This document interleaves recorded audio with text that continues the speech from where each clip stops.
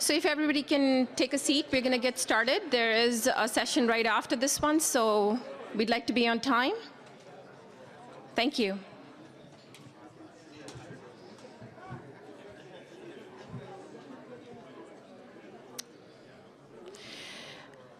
Okay, so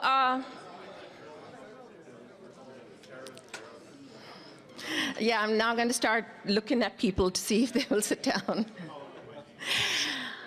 Okay, so good morning, everybody. My name is Kasich, and I was asked to be the basic science track co-chair along with my co-chair, Richard Ragon, who is sometimes, right there.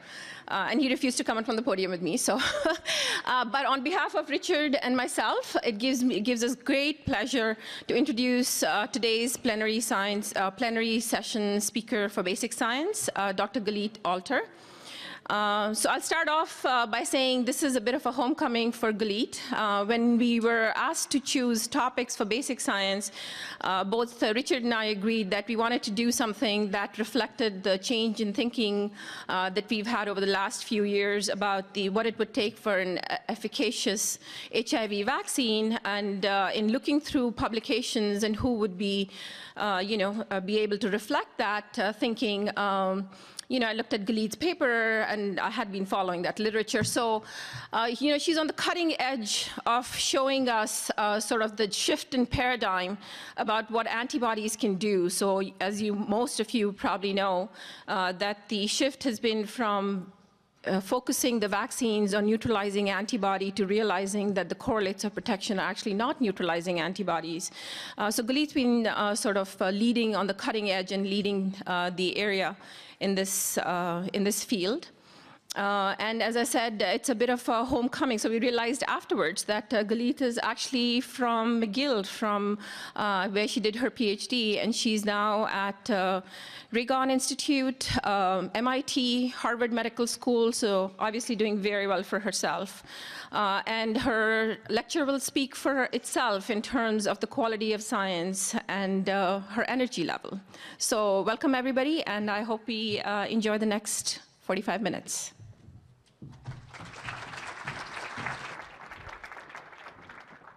Thank you.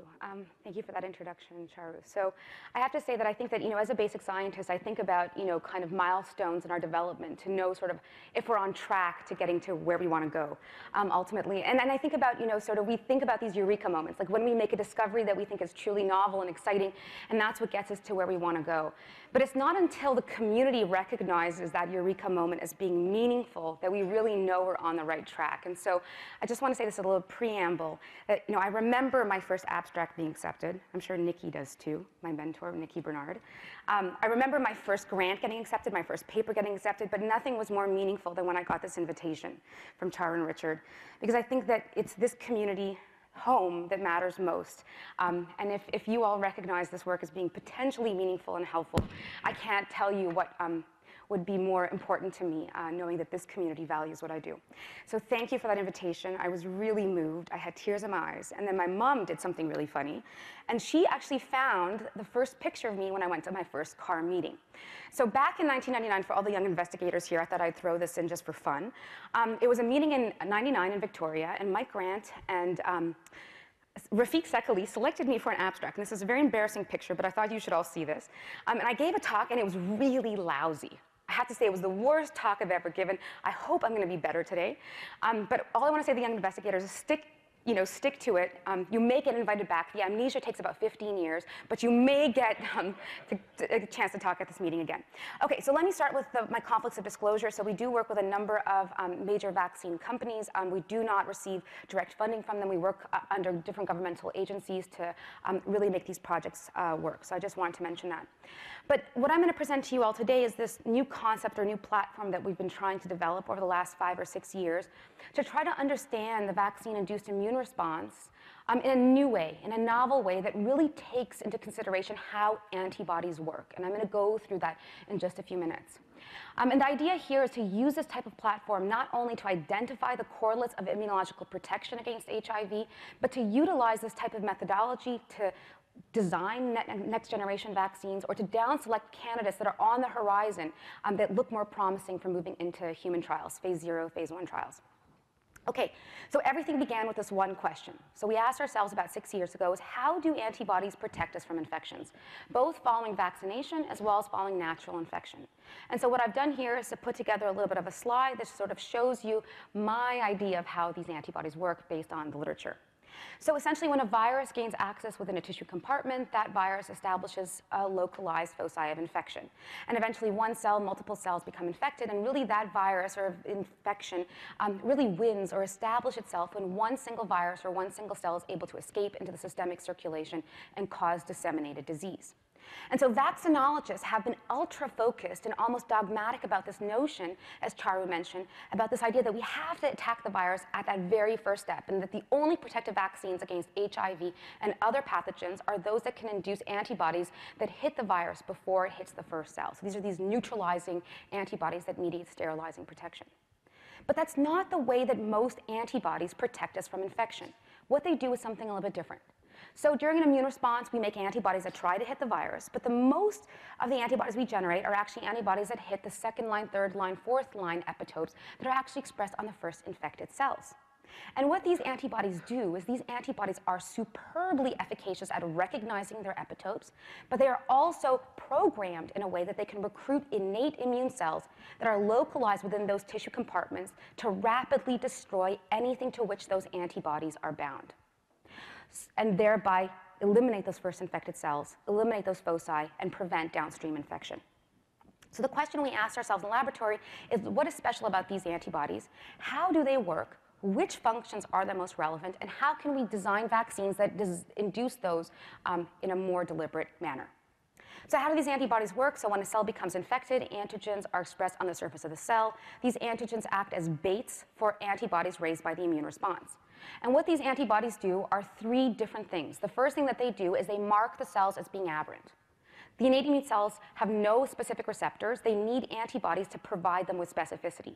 The second thing that they do is they act as beacons for the innate immune system and tether these innate immune cells to the surface of these infected cells. And the third thing that these antibodies do is they provide very specific instructions that tell the immune system how it should kill anything to which that antibody is bound. And these functions range from anything from cytokine secretion to phagocytosis, NK cell-mediated destruction, complement deposition, and even loading of dendritic cells to induce more potent T-cell responses. And so the question we ask ourselves is, what is special about the antibody that tells a monocyte to make a cytokine versus an antibody that tells an NK cell to kill through cytotoxicity? What are the biophysical characteristics that separate out these two features of antibodies? And how do B cells learn to do this? And can we learn from that so we can design vaccines that will induce those disparate types of functions? So antibodies can be divided into two functional domains. The top domain is called the variable domain, and it's the domain that's involved in recognizing antigens, and it's the domain that mediates neutralizing activity. But we have a second domain, and the Fc domain is relatively overlooked. It's not constant, although it's called a constant domain. It changes very rapidly during an immune response, and I hope I'm going to convince you of that in just a few minutes.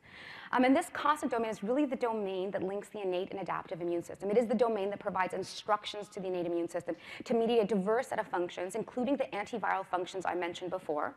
But they also regulate inflammation. They promote cell survival, cell death. They regulate allergy and inflammation. They really regulate a diverse set of different types of functions in the immune system that go far beyond antiviral immunity, but can be harnessed for that as well. So how do we induce all these different kinds of functions? Really, I'm giving you a long laundry list of different functions, and yet the constant domain is thought to be constant. Well, we actually modify our antibody Fc domains in two different ways during an immune response. The first way is, as we've known for many years in the immunology field, is that we can change the subclass of the antibody. So we can change the protein sequence by choosing different subclasses that exist within the human repertoire, and that includes IgG 1, 2, 3, and 4 in humans. 1 and 3 are the most functional. 2 and 4 are not so functional, but they have different types of effector mechanisms against different types of pathogens or different antigenic targets. But we make a second modification to our antibodies, and this is really important, and this modification is not as well characterized. And that is that we change a tiny little sugar in the constant domain of antibodies, and we change this sugar incredibly rapidly during any type of immune response. So every single antibody that we have in our circulation has one sugar in the constant domain of antibodies. That one sugar is located at asparagine 297, and if that sugar is not there, that antibody does not go into the systemic circulation. But that sugar changes the affinity of our antibodies for all innate immune receptors. And so what we do is we tweak that sugar during inflammation, during disease, during any kind of immunological response, so we can very, very quickly, rapidly change the way those antibodies are able to interact with NK cells or monocytes or complement or other types of regulatory proteins. And so what's interesting, if you think about the combinatorial mathematics, you think about 4 different subclasses in our network, in our immunological repertoire. We've got 32 potential sugars we can add on. That gives us about 125 potential functional states that we believe is the barcode that tells the innate immune system on how it should operate or kill. Okay, but let me make this model a little bit more complicated for you guys, and then I promise I'll get into some data. Okay, so we never make a single antibody to a pathogen or to an antigen, right? We make billions of antibodies during an immune response. And each of those antibodies theoretically have their own little barcode. And what we do naturally during an immune response is we then cluster these antibodies to all the different antigenic determinants within immune complexes, so that little purple cloud. And each immune complex then theoretically has its own set of barcodes. And so what we end up with is not 2-dimensional barcodes, but theoretically 3-dimensional barcodes of unbelievable biological complexity that is naturally recruited and programmed during an immunological response to give us better activity. We've had this evolving since we were sharks. There's no reason why we shouldn't study this. This is something that has enabled us to deal with most pathogens we encounter to date. And this is really the biological activity of antibodies that helps to control and clear viral infections. So in the vaccine field to date, I hope I've convinced you that we've only been studying 2 features. We've been studying neutralization and titer. And what we should be doing is thinking about the thousands of different variables in the humoral immune response that really control biological activity of antibodies. And so what we've done to try to deal with this is to develop an approach called system serology, where essentially we take plasma from different types of patients or vaccinees. We pull out their antibodies, and then we subject them to 2 different types of interrogation. The top line is the biophysical characterization, where we look at the subclass of up to 500 different antigen determinants simultaneously by Luminex. We can pull out the antigen-specific antibodies, and we can ask what is their affinity for different Fc receptors or innate immune receptors. And finally, we can pull out the antigen-specific antibodies and ask what is their glycosylation profile. On the second line on the bottom, what we do is we also characterize them functionally. And so what we do is we take the same antibodies and ask, can they recruit complement, can they recruit NK cells, can they recruit monocytes, macrophages, or neutrophils? And then we take all this information together, this compendium of data, we put it into different kinds of computational algorithms, different kinds of machine learning approaches to tell us what is special about one population of patients versus another, or one vaccine profile versus another. And this allows us to now hone in on correlates of immunological protection that we can now follow up mechanistically. And so that's what I hope I'm going to show you today. Okay, so let me just show you what this data looked like. So if I take 100 different HIV-positive individuals along the y-axis, and I study about 120 different features of their antibodies along the y-axis, and here I'm talking about features like subclass, function, antigen specificity. What you can see here is every single individual looks different. Everyone has their own antigen or antibody fingerprint. And the same would be the case of everyone in this room. Everyone would have their own antibody fingerprint profile. And likely because you've seen flu more recently, you had a different sequence of vaccinations, you may have slept more last night, you may have a different microbiome. Really, almost all immunological parameters may affect your antibody fingerprint. But the cool thing about these data is that there's an absolute richness in this data that is harnessable through the immune system. And the way we can look at it is by looking at the data in multiple dimensions. And so what we use is dimensional analyses like principal component analysis, which I'm going to show you here. You're going to see a lot of these types of analyses in the future slides.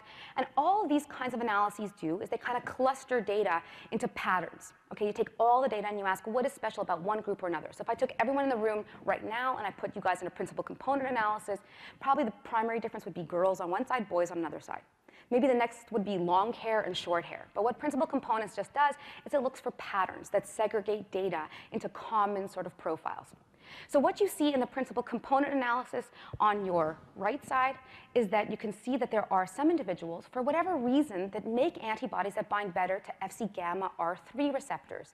These are the receptors on NK cells and neutrophils. Other patients on the bottom like to bind better to Fc gamma R2 that are found on monocytes and macrophages. And then there's a top group that like to bind better to lectins. And so what's interesting here is there are different patients that are regulating their antibodies in different ways to get different types of innate effector functions. So this tells us that this is controlled naturally.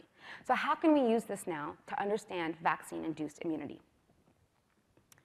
So essentially what we do is we capture about 2,000 different variables from our vaccine profiles. We integrate the information into computational models, and then we extract things that we can then test for mechanism. So the first thing we decided to do was to basically focus on 4 vaccine candidates that had gone through phase 2 or 3 testing. And as you had heard yesterday, there have been multiple candidates tested. And what we focused on is 4 major classes of immunogen types that were tested in these trials. So the first trial, as had been mentioned, was the AIDS-VAX-BE. This was the VAX-003 and 004 trial. This was a trial that delivered only protein to induce neutralizing antibodies. It showed no clinical efficacy, did not really induce neutralizing antibodies. The second candidate was the STEP trial, AD5. It only induced T cells. We kind of ignore this one because it's not really useful for us to study antibodies in. But the STEP trial was really the horror of all horror vaccine trials, where it induced T cells, more vaccinees became infected, and so really was put a big damper on the field.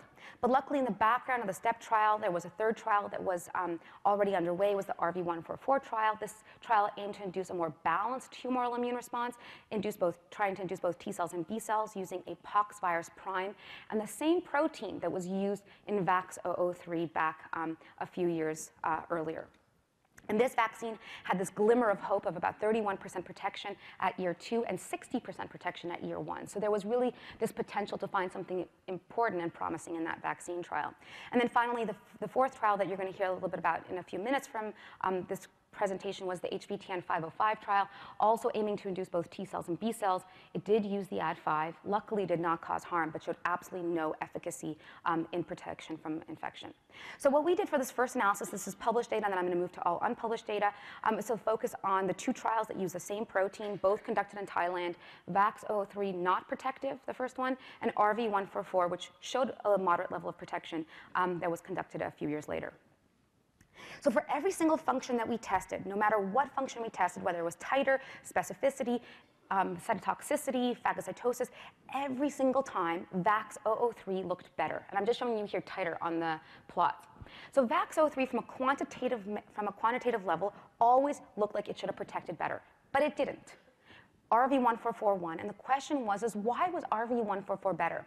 And so what we started to notice when we looked at the data a little bit more carefully is that it was not a quantitative difference that mattered, but if you looked at the number of functions that RV144 antibodies were able to elicit, they were always superior.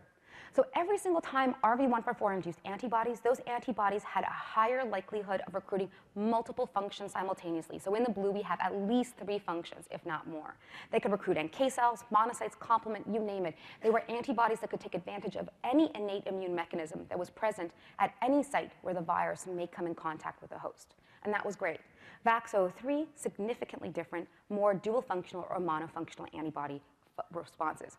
So what this told us is that quantity is not as important as quality, and yet we use quantity to down-select vaccine candidates. So that already told us that there was a problem in the way that we evaluate vaccines. So the question was, well, how did RV144 do this, and can we do this better? So it turned out when we put all the data into different hierarchical clustering methods where we can look at all the data simultaneously, and we only focused on the RV144 vaccinees that had the polyfunctional antibody profiles, we asked what was unique about their antibodies. And it turned out it was the simplest answer, a little bit dissatisfying, I have to say, but the simplest answer that it could have been. And it was just that the RV144 vaccine in these individuals selected for more IgG3 antibodies. Okay, so IgG3 is our most functional antibody subclass. So it's not surprising that if you make more IgG3s, these are going to induce more function. But if you look overall at the distribution of antibody subclasses across the 2 vaccines, the red is VAX-003, the blue is RV144. For most of the subclasses, IgG1 higher in VAX-003, 2 higher in VAX-003, and the IgG4s were whopping in VAX-003, levels we've never seen in any other vaccine that we've tested to date. This is really reminiscent of an allergic or autoimmune profile. And yet the only difference we saw was that IgG3s were higher in RV144. So this was great. So this tells us that RV144 did something different, and it did it by selecting a subclass that had more functionality. To prove to ourselves that those IgG3s mattered then, we just basically depleted those IgG3s from the plasma, from the polyclonal pool of antibodies, from the plasma of the different vaccinees. And when we depleted these in the RV144 in the red, we saw a significant decline of ADCP on the top in the red, and a significant decline in ADCC, or cytotoxicity, in the bottom in the red. When we depleted the IgG3s from the VAX-003 that had very low levels of IgG3s, we still were able to get rid of all the phagocytosis. And that was really interesting. So even though they have low levels, those IgG3s still have some biological activity. So that was great. IgG3 was not just a marker, probably, but also mediated some function. But the thing that I want you to notice here in this graph is that it only depleted 30% of biological activity. There's still 70% of the biological activity of that serum is still present in the undepleted fraction. So that tells us that there's other antibodies in there that are mediating most antiviral activity. So what are they? So what I've shown you from the published data is that IgG3 was unique to RV144. They did mediate some function, but the big question was, what is the larger part of antibodies that are mediating function? So to get at that, we decided to go a little bit more deeply into different kinds of computational approaches. I'm going to just show you how we look at antibody complexity now in a new way, hopefully the next generation way.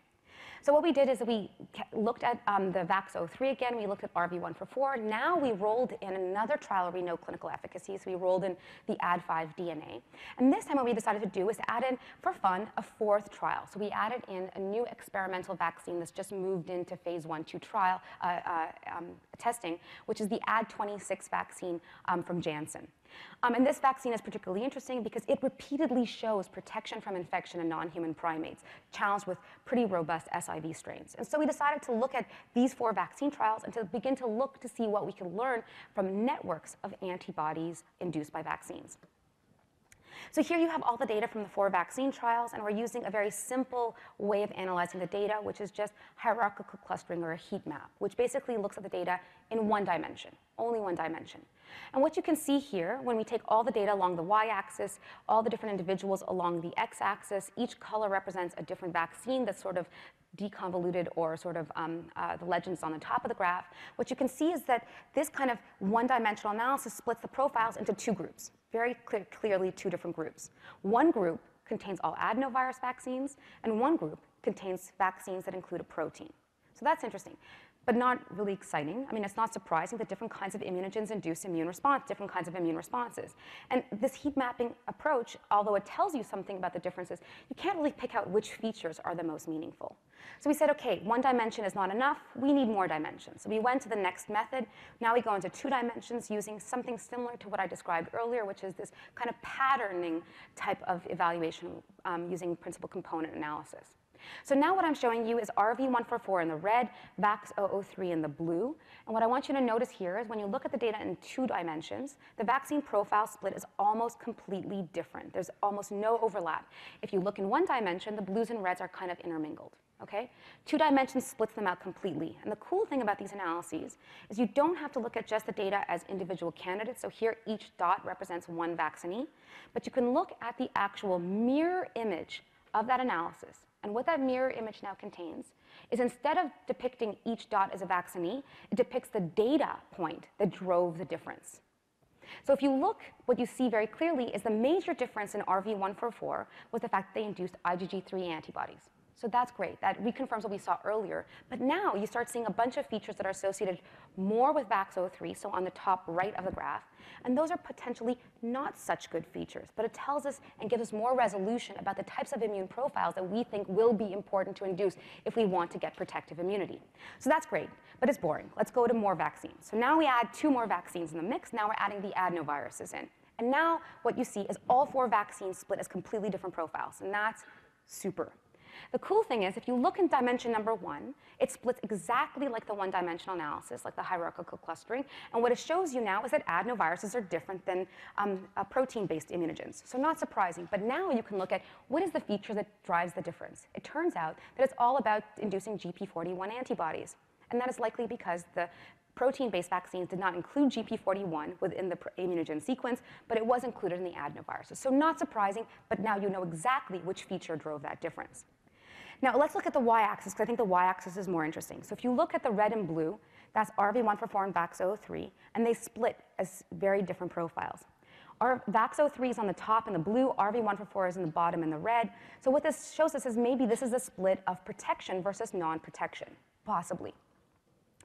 If we now look at the adenovirus here closer to me on this side of the axis, what you see here is the AD26 is in the bottom and the AD5 is in the top. So now all of a sudden AD5 and VAX-03 cluster in the same category as non-protective vaccines.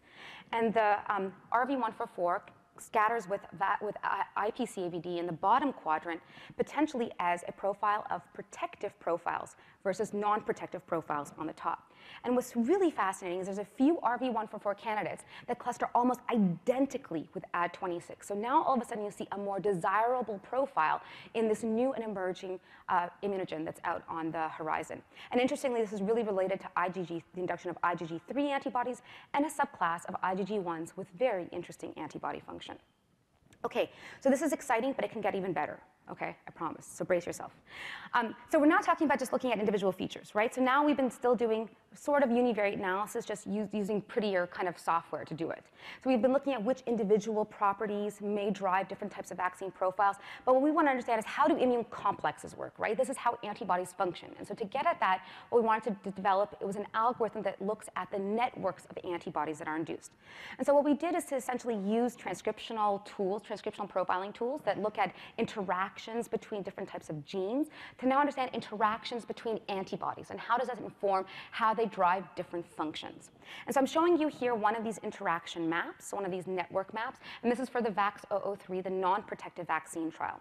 And what I want you to notice here is that each dot represents one parameter that we studied. So that could be a subclass, it could be a function, it could be a different antigen specificity. And each line represents the relationship between two parameters. So if one dot is tethered to another, that means that those two dots, those two parameters are always induced together. And the heaviness of the line, so the thickness of the line, represents how strong that relationship is. And so what you can see here is that you can see that there is really 3 major clusters induced within the VAX-03 vaccine trial, and they really are related to different kinds of subclasses. So what we see, more importantly, let me mention first, is the function of the antibodies. This is ADCC, phagocytosis, and complement. You can see they sit kind of peripheral to the whole profile. They're not really embedded in any of the networks. And what you see here now is that there are the different antibody subclasses that if you induced one subclass, you always induce the other one. So you really have no network of a relationship of trying to induce these antibodies in a coordinated way. So this response was not well coordinated. And more importantly, most of the functions are really tethered to IgG4, which makes no sense. They're not functional antibodies, so it's a really bizarre type of profile. So now let's look at RV144. So clearly a very different architecture in the network of responses. And what you can see in RV144, there is smaller clusters. They do seem to be all linked. So you've got multiple colors in there. But interestingly, if you look at the functions, they all kind of sit on the periphery, kind of scattered around all the different subclasses. And what's important to note here, if you look at the subclasses, nearly all the antibody functions in RV144 are tethered to this massive IgG1 cluster. It's very different than VAX-03, which is tethered to mostly IgG4s. And interestingly, if you look at where the IgG3s sit in RV144, they sit really peripheral to the entire cluster. So it doesn't look like the IgG3s were really the ones driving the function. Maybe they're just a surrogate of protective immunity, as we had seen in the depletion studies. So now let's look at all the 4 vaccine profiles. Clearly, every single one induces a different vaccine profile, which is very exciting. And if we now look at HB-TN505 and the AD26 vaccine, what you see is that they cluster their functions more closely within the networks. And interestingly, if you look at which subclasses are involved for the AD5 HB-TN505, you see that they're really clustered within the IgG1s, with the IgG3s not sitting too far away, the 2 functional subclasses. What's weird about AD5, you never see phagocytosis. This vaccine did not induce 1 ounce of phagocytic activity in any of the antibody or any of the vaccinees. And this is really unique to that vaccine that we have not seen in any other vaccine. And then in the AD26, you see here that all the functions sit in this really interesting cluster, kind of sandwiched between IgG1 and IgG3, the most functional combination we could possibly ever dream of. And so really what you start seeing is that the RV144 and the IPC, the AD26 sort of on the right, have more similar clusters to those that we see in the non-protective vaccine trials. And this is likely why they scattered in such different patterns. So finally, we want to ask in the RV144s, is it really the IgG3s that mattered? We knew that there was 70% of the biological activity that was still present in the pool of antibodies, so what else was it? So we looked in this matrix type of analysis where every feature that we studied in RV144 is on the x-axis, all the same features are on the y-axis. Now we ask, what else was induced with IgG3? And it turned out there was this unbelievably hot cluster around IgG3, and it was all related to IgG1 antibodies that hit GP120, that all had a very unique glycan structure. So I promised I'd come back to this. This is really what I would like to focus the rest of the talk on. So these glycan structures are not inflammatory. They're highly anti-inflammatory. They do not mediate inflammation, but they mediate very robust killing of infected cells. And so what we want to ask is, how is that particular glycan structure or population of IgG1s related to the different functions we see in the different vaccine profiles? So in the yellow, you have RV144. In the burgundy, you have VAX-003. If you look at IgG3 relationships, IgG3 titers, which were very low, correlated both with phagocytosis as well as cytotoxicity in the RV144 trial. If we look at this glycan structure, what was interesting is it only associated on the left bottom slide in RV144 with very high phagocytic activity, but very little association with ADCC. So what this suggested to us is that IgG3s are acting as a surrogate for a second population of IgG1 antibodies that have a highly functional but anti-inflammatory glycan that may have mediated antiviral control through the very rapid phagocytic clearance of infected cells without causing inflammation in tissues. And this is something we are now testing in a non-human primate model. So this was exciting. So now all of a sudden, IgG3 is acting as a surrogate for an IgG1 population that was much bigger, that had a very interesting glycan. But how do you program glycosylation? And is this a new target by which vaccines can harness the complexity of antiviral functions in our antibody or humoral immune response? So this is just a little bit of an intro on antibody glycosylation. This is all protein glycosylation. Every antibody starts off in the ER, in this sort of like pinkish area in the very bottom left corner. Every antibody at that stage, when it folds, receives a single, very homogeneous glycan on its constant domain. And that glycan then changes as the antibody transits through the Golgi compartment, where it encounters different enzymes that are involved in trimming or adding sugars onto the antibody. And so when the antibody finally leaves the cell, that antibody has a uniform glycan that is different from B cell to B cell. And the question is can we program this naturally during immunity? So this is just an idea, this is just an example of what these glycans can look like. They're complex, but they're not really as complex as I think glycobiologists make them out to be. There's really a limited number of glycans that we can attach onto these antibodies, and they each serve to change affinity interactions with Fc receptors. This is my glycan cheat sheets. This is the last time you're going to see glycan. And essentially what this is that to just point out that the longer the glycan is, so if you can add on those yellow circles or those purple triangle or diamonds, the glycan is thought to be anti-inflammatory, and it's because those purple diamonds are sialic acid that tend to bind to inhibitory innate immune receptors.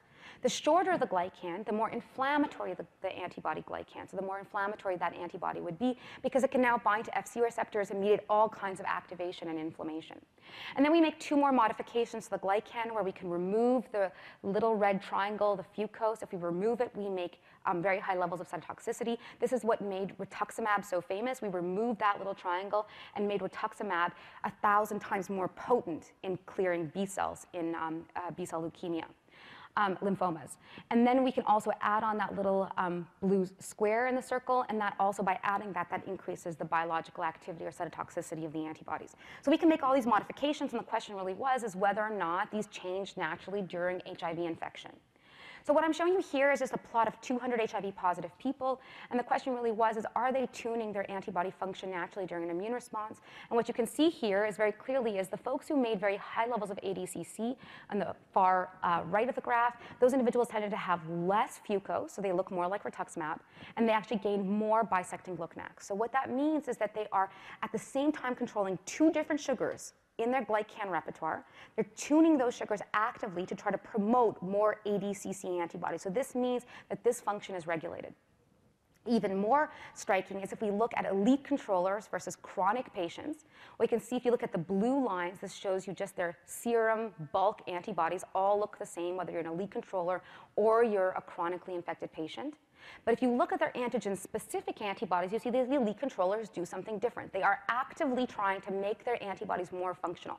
So they make more G0 antibodies that are highly inflammatory, and they're also trying to prevent the incorporation of fucose, which we know is important for ADCC, so they're making more non-fucosylated antibodies in the middle. So this tells us that we can actively tune this activity. So the question is, how do we do this? And does this happen only in HIV infection, or can this happen against vaccine targets? So what we did is developed a little algorithm where we can purify antigen-specific antibodies repeatedly from the same blood donors that we get from a healthy blood donor clinic. And then we take those antibodies for different antigenic determinants and we put them through our glycan analysis. And what we showed very clearly in these, we did this in about 50 different individuals. What we can show in these individuals, their flu-specific antibodies were completely different in their glycan profiles from their tetanus antibodies and from their diphtheria antibodies. And so what this tells us is that for any particular antigen determinant, we are actively tuning our antibodies to have different antibody glycosylation that drives completely different antibody effector functions. And the cool thing is, you've got more of the bacteria on one side and the virus on the other side. So different types of targets require different kinds of function, and this we see very clearly at an antigen-specific level. So what this promotes or prompts us to hypothesize is that this activity is regulated at the individual antigen-specific B cell level. And if that's true, then we should be able to pull out antigen-specific B cells and show that there are differences in the enzymes as well as the transcriptional regulators that control this biological activity. So we did that. For the exact same individuals, we profiled their antibodies. We also went on and profiled their antigen-specific B cells at a single B cell level using Fluidigm technologies, looking at the enzymes involved in glycosylation, as well as the transcriptional regulators that control this activity. And what you saw was exactly the same thing. Flu was a completely different profile from the bacteria, diphtheria, and tetanus. And what it looked like was the same type of segregation patterns between the bacteria and the viruses, suggesting that there is some sort of transcriptional regulation of single B cells that is actively promoting this different type of Fc effector activity required to control different kinds of pathogens. So what this tells us, we're not just controlling subclass. We are actively naturally controlling glycosylation of antibodies. And so what this offers is a completely unique opportunity to target the next generation vaccines, to induce antibodies that can kill more effectively and kill either with inflammation, without inflammation, whatever we think is going to be more helpful for controlling HIV. So the question is, can we actually harness this? So in a collaboration with Bob Cedar down at the Vaccine Research Center, we did a really cute study where we took a bunch of monkeys and we vaccinated them with an envelope immunogen. Every monkey group got the same envelope immunogen, but this time we added in a different adjuvant to each group. And then we looked at the glycan profiles and how they segregated with different functions. And so what I'm showing you here on the left side in the plot, every dot represents one monkey. The color represents what group or what adjuvant they received during vaccination. And what you can see, and I don't know, I'm sorry for the people on that side, but I'm going to point over here. But what you can see over here is if you look at the envelope alone with PBS, you're looking at the ONV-specific antibodies compared to just normal antibodies circulating in the PBS control.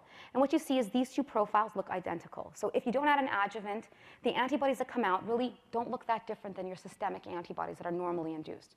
But if you add an adjuvant like alum, all of a sudden you push the antibodies up, and what you get out of them is more of these sialylated species, so more anti-inflammatory glycans. So not the most functional, but they have a different glycosylation profile. Now you add in TLR7 and you push the glycan profile over. This time what you get all of a sudden is a bunch of ADCC-inducing antibodies, antibodies that can now recruit NK cells. You give them poly-IC, another very potent TLR3 adjuvant, and all of a sudden you're pushing them more towards additional NK cell activities, including phagocyte, and now you're getting monocytes recruited also, phagocytosis. And finally, if you add an MF59, which is a very interesting, very complex type of adjuvant that recruits multiple different types of innate immune TLRs, all of a sudden you get a very different profile that now also includes complement-mediated activation. So every adjuvant takes you a little bit different. It all controls the spectrum of glycosylation that then pushes you to very different types of functional profiles. So what this tells us for the first time is we can control this. And the question is where do we want it to go? So hopefully what I've shown you then today is that systems serology is really a platform to look at vaccines and to really appreciate this complexity of antibodies that are so vitally important in controlling different types of pathogens and infections, and really offers us an opportunity to identify correlates of protection as well as to look at next generation vaccines to really inform how we select the candidates that look the most promising as we move forward. I think the other point I want to make, obviously, is that antibody glycosylation is tuned in a disease-specific manner and in an antigen-specific way at the single B-cell level. And so this offers us a new opportunity to really target the most functional antibodies we think are the most relevant. This is all controllable. And finally, I think that adjuvants, what I've shown you, but probably vectors as well, are able to selectively tune this activity. And so really we have a spectrum of different opportunities out there that may get us to where we want to go in the right combinations, in the right vaccine strategy. So really the opportunity is there. And so really we have to think about how we can direct the activity we think is the most relevant. And finally, I just want to acknowledge the people who did all this work. Amy Chung was a phenomenal postdoc who did all the vaccine profiling, antibody profiling. Allison did all the glycosylation profiling. Wen Han is a computational biologist who works in the lab, who does all the analysis. Sahaley, who's taken over from Amy and Allison, really pushing the single B-cell work forward.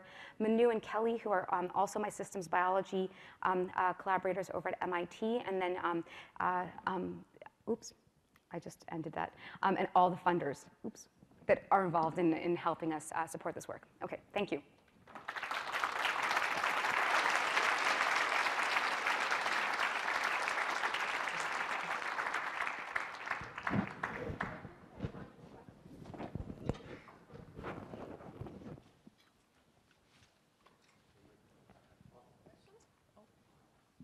Thank you, Galit. That was really a fantastic talk. So my question relates to what we know about the antibody correlates in terms of success, as you portrayed it, with regard to HIV versus what might be happening in the case of other truly successful vaccines like measles. So you compared against diphtheria and tetanus. Those are really toxins. They're not living organisms. And the flu vaccine, you know, it works, maybe it doesn't. But measles is a really great vaccine, and anybody out there who doesn't vaccinate their kids or grandchildren against measles is crazy. So that's my question. So Mark, that's a really, I agree. Everyone should vaccinate their kids. But I think it's a really important question. So what is known in the literature, and I think Stanley Plotkin, you know, the guru of all vaccines, made a point about this about 2 decades ago about how important antibody effector functions are. And so measles has been incredibly well characterized, and we know the complement is vital for the protective activity of measles-specific antibodies. So it's been known for ages that the neutralizing properties of measles is not sufficient to provide protection. You absolutely need to have this Fc effector function, which is likely why we think not only is the maternal antibody blocking the efficacy of the measles vaccine taken in little kids, and this is why you need another vaccine later on in life or a few months down the line, but it's also because you need the baby's antibodies or the antibodies within those babies to have functional activity to mediate protective immunity. So there's a really interesting story about measles and why Fc effector function is so important. I think the most recent was smallpox was actually the mechanism of protection was defined. It is not neutralization. Again, it's all complement and phagocytosis. And so those studies have all been very well characterized and shown very clearly to be associated with what happens on functionalizing the Fc domain to enhance the ability to clear those pathogens very rapidly once they are recognized as being in the person's body. So we're now doing these studies where we're also layering in these additional vaccines. We already know their mechanism, but it's interesting to cross-compare. But this is a really important point. And I think the other point I want to make here, this might get to your question, is that every pathogen might require a different kind of clearance mechanism. It's not that what is universally true for measles is going to be true for HIV, or what's true for smallpox is going to be true for Ebola. All of them require Fc effector function. There's no question about that. But the fact is that they infect at different sites. They require different types of innate immune effectors. And so the mechanisms that may be important may be slightly different. And that is all tweakable, which I hope I made clear.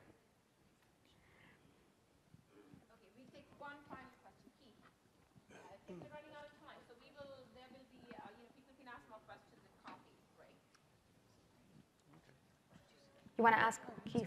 Oh, yeah, okay. Great talk, Galit, and welcome home. Thanks. Excuse me.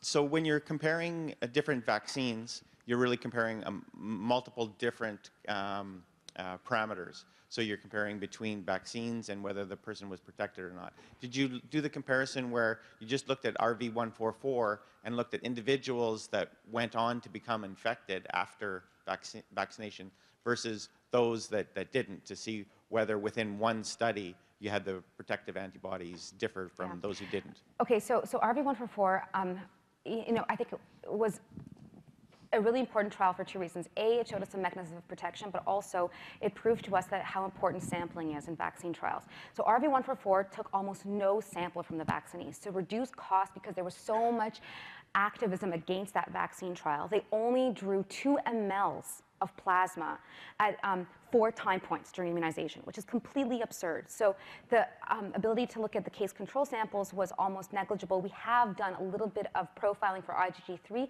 It totally pops up, and now in the follow-up new trial that's coming up right now, we've put in to get a whole lot of plasma and cells to look at the glycan changes. So we haven't been able to do it. But what I can tell you, Keith, is we've done this in the non-human primates. So we've looked in multiple non-human primate studies with vaccines that do induce protective immunity. So that includes Dan's AD26, as well as the RV144 that was retested with Beffa Francini and other vaccine concepts. And what's interesting in those animal models, we always see it's non-neutralizing antibodies that provide protection. Phagocytosis seems to be critically important. And then when we do the reductive type of analysis, where we look at just the animals that were protected versus those that were not, within the vaccine groups that received the exact same immunogens, the signals become even stronger. There is clearly glycan regulation that drives the recruitment of a number of different phagocytic cells, mainly through Fc gamma R2s and complement that seem to be critically important. So there we can do the reductive analysis, but in RV144, I mean, this is just like a testament why we cannot, it's not ethical to do these vaccine trials without drawing samples so we can learn from them and not just see whether or not they're efficacious. Okay, thanks. So please join me in thanking Galit and on behalf of the CAHR organization. Thank you. Thank you. It was a very exciting.